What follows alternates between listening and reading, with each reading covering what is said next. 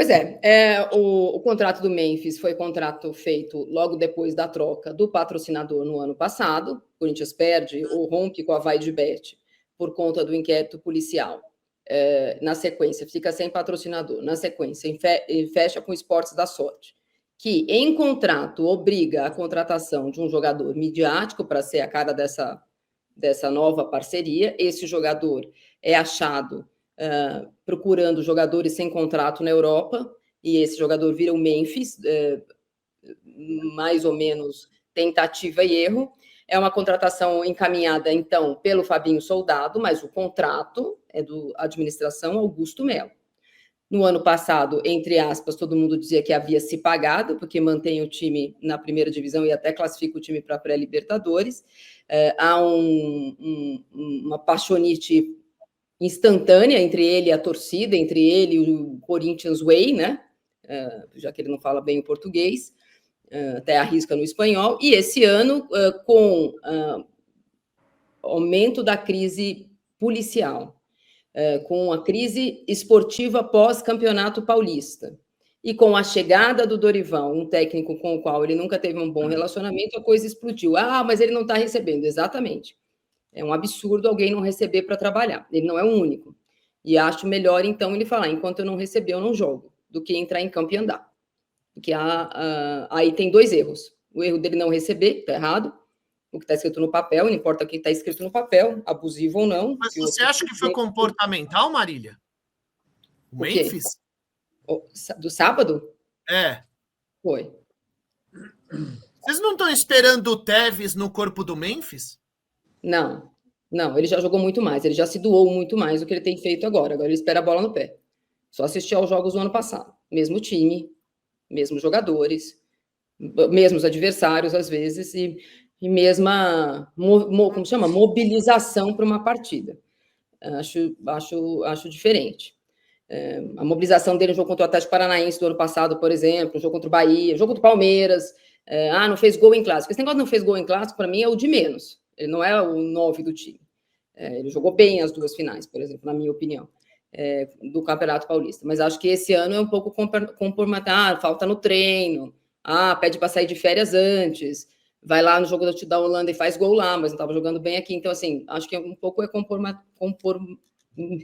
comportamental. Mas eu acho que você pode ter um erro na história, que se é só do Corinthians, e a torcida sabe e vai entender, e você pode ter dois erros, que é isso que a gente está vendo em campo. Então, se eu não jogo, eu faço o cara feio. Você não quer jogar, então você fica no banco.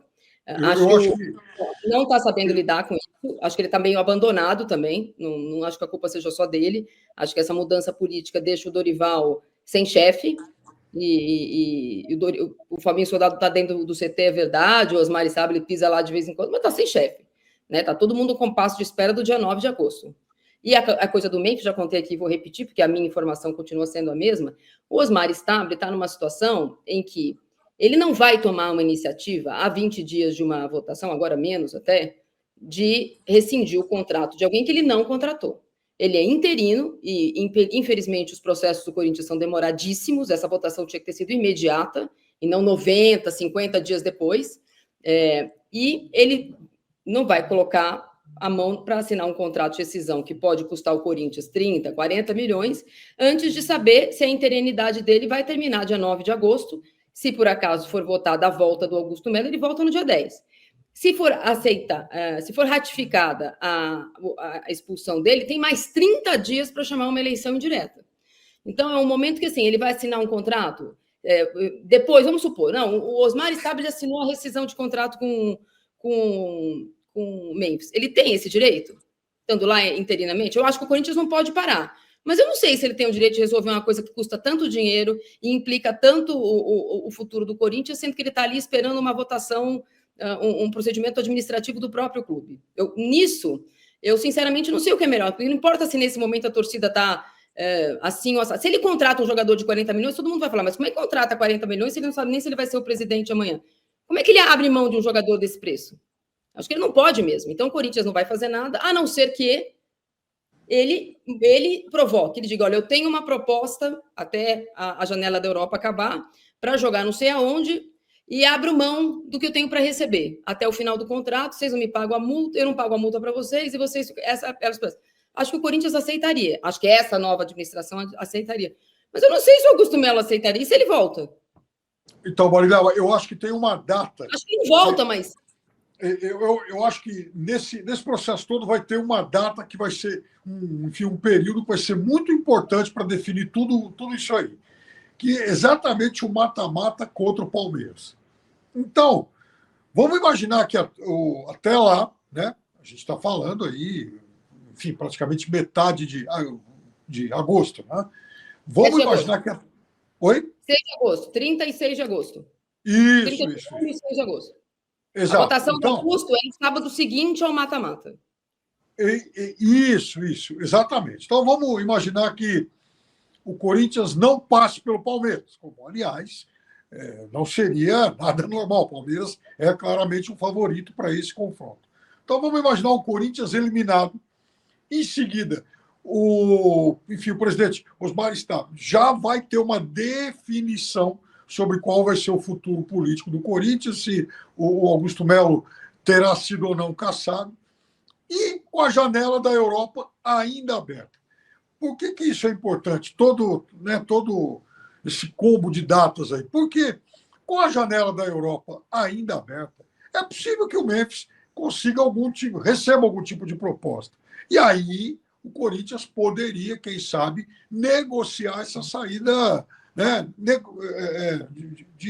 como um acordo. Porque é claro que se o Corinthians perde para o Palmeiras, o Corinthians vai passar por uns dias de pressão ainda maior, não vai ter nenhum argumento de que a Copa do Brasil vai poder proporcionar algum alívio financeiro, porque aí se encerra esse negócio e o processo político, pelo menos, terá tido mais uma das suas etapas bastante sensíveis concluídas. Então, aproveitando tudo isso, daria para, quem sabe, sonhar com uma saída negociada para o Memphis, que, eu repito, é um ótimo jogador, mas é muito caro e incompatível com a realidade atual do Corinthians. Eu acho que nós estamos supervalorizando esse confronto entre Corinthians e Palmeiras pela Copa do Brasil, tá? É claro que o Palmeiras é favorito no confronto. Para mim, não vai deixar sequela se o Corinthians for eliminado, tá? Por mais que seja um rival do outro lado, porque o Corinthians foi campeão em cima do Palmeiras neste ano, certo?